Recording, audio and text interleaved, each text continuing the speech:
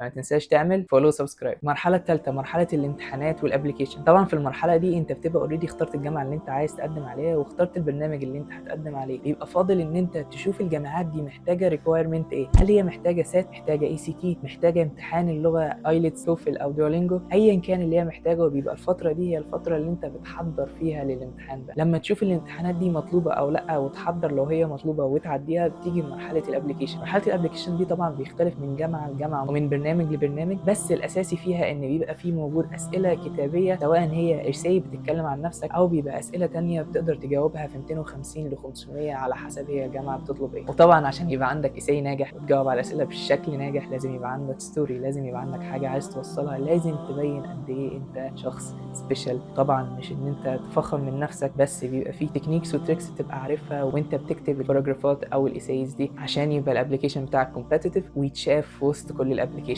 التانية. قدمت ان شاء الله واتقبلت، سواء منحه كامله او منحه جزئيه وانت تقدر تدفع الفرق، روح تاخد معاك من السفاره. والميعاد من السفاره ده بيبقى فيه ورق مطلوب منه، ورق الجامعه بتديهولك، ومنه ورق انت بتضطر تجيبه، بس بيبقى مش معضله كبيره وبيبقى على حسب البرنامج اللي انت اتقبلت فيه. النصايح اللي هتساعدك جدا وانت بتقدم وتخلي فرصه قبولك اكبر هو: واحد، ابدا بدري، حاول تبدا بدري جدا. وطبعا النصيحه دي مش للطلبه بس، للطلبه لو انت في ثالثه اعدادي ابدا من ثالثه اعدادي، لو انت في ثانيه اعدادي ابدا من ثانيه اعدادي، جهز نفسك. ودي لاولياء الامور كمان، لو انت ابنك صغير وعايز ان هو يبقى عنده فرصه كبيره انه يسافر امريكا، ساعده من هو صغير انه يتعلم انجليزي ويتعلم الحاجات التانية دي كلها ويبقى عنده ابلكيشن قوي، لان المساعده دي استثمار للمستقبل ولونج تيرم بلاننج. 2، حاول من بدري يبقى عندك هدف، يبقى عندك قصه ترسمها، بناء عليها تعمل الاكتيفيتيز بتاعتك، بناء عليها تخلي الانشطه بتاعتك كلها بتدور حواليها، الاعمال التطوعيه، الورشات، كل الحاجات دي حاول تخليها حوالين القصه بتاعتك، لان ده هيدعمك في المستقبل ان هم يعرفوا ان انت عندك تارجت وبتمشي عليه. طبعا في حاجات تانية كتير مهمه جدا انك تعرفها وتسمعها، بس لضيق الوقت ان شاء الله هنعمل حلقات لكل حاجه فيهم ولكل نقطه، وازاي يبقى الابلكيشن بتاعك اقوى ابلكيشن للجامعات باذن الله. لو مهتم تسيب كومنت تقول ايه اكتر حاجه انت عايز تسمع عنها، واعمل لايك وشير عشان يوصل اكبر عدد من الناس. لسه اللي جاي خير. السلام عليكم.